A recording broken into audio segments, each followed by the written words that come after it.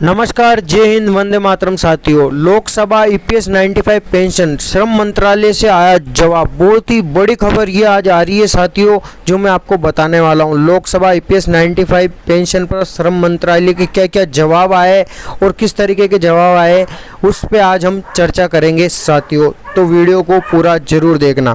EPS 95 news 2022 Lok Sabha के monsoon सत्र के दौरान श्रम और रोजगार राज्य मंत्री की ओर से ईपीएस 95 पेंशन से संबंधित 4 प्रमुख सवालों के जवाब दिए गए हैं, जिसमें न्यूनतम pension, higher pension, supreme court के मामले शामिल है।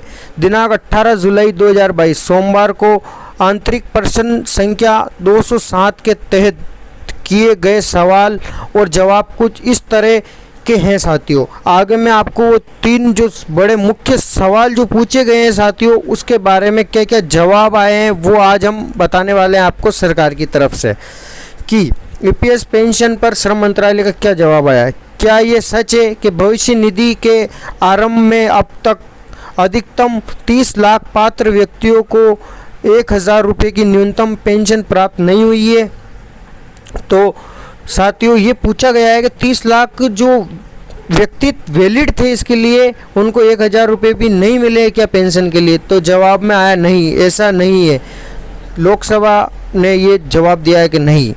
क्या सरकार ने, दूसरा सवाल साथियों, क्या सरकार ने प्रत्येक 10 साल में कर्मचारी पेंशन योजना ईपीएफ 95 की समीक्षा और संशोधन के लिए कदम उठाए? यदि हाँ तो तथ्य संबंधी ब्यौरा क्या है, और नहीं तो इसके लिए क्या कारण है? जवाब में आया साथियों, कर्मचारी पेंशन योजना ईपीएस 95 को कर्मचारी भविष्य निधि और विविध प्रावधान ईपीएफ और एमपी अधिनियम 1952 की धारा 6E द्वारा प्रदत्त शक्तियों के अनुसार केंद्र सरकार द्वारा किया गया है। ईपीएस 95 को लागू हुआ है 19/11/95 को लागू हुआ साथियों। योजना की समीक्षा और संशोधन एक सतत प्रक्रिया है। विशेष समिति और उच्च अधिकारी प्राप्त निगरानी समितियों की सिफारिश के साथ साथ कर्मचारी पेंशन निधि बीमांग मूल्यांकन को ध्यान में रखते हुए कार्य करता है साथियों।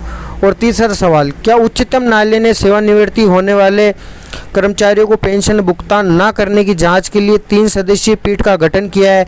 और यदि हाँ तो तथ्य संबंधी ब्यौरा क्या है और क्या है? तो जवाब में आया साथियों, भारत संघ और कर्मचारी भविष्य निधि संगठन ईपीएफओ ने माननीय केरल उच्च न्यायालय के दिनांक 12/10/2018 के फैसलों को चुनौती दी है, इसके जिसने ईपीएस 95 में 2014 के संशोधन को मान्य में खारिज कर दिया था। सुप्रीम कोर्ट ने माननीय उच्च न्यायालय में अपने आदेश दिनांक 24/8/2021 द्वारा 2019 को इसकी अनुमति दी थी। 2021 द्वारा 2019 की विशेष अनुमति याचिका दी थी साथियों। मामला विचाराधीन है और इस संदर्भ में ये जवाब आया था साथियों। तो आप पढ़ सकते हो और मैं बोल भी रहा हूँ साथियों। आखिरी सवाल, क्या सरकार पीएफ पेंशन के व्यापक संशोधन पर काम कर रही है? यदि हाँ तो निकट भविष्य में लागू करने की योजना ब्यौरा क्या है साथियों? योजना ब्यौरा क्या है? तो जवाब आया है साथियों, सामाजिक सुरक्षा संहिता 2020 को 19/9/2020 को अधिसूचित किया गया था, जो ईपीएफ और एमपी अधिनियम 1952 सहित 9 केंद्रीय श्रम कानूनों को शामिल करता है। नए कोड की धारा 15 में विभिन्न योजनाओं को तैयार करने की परिकल्पना की गई है।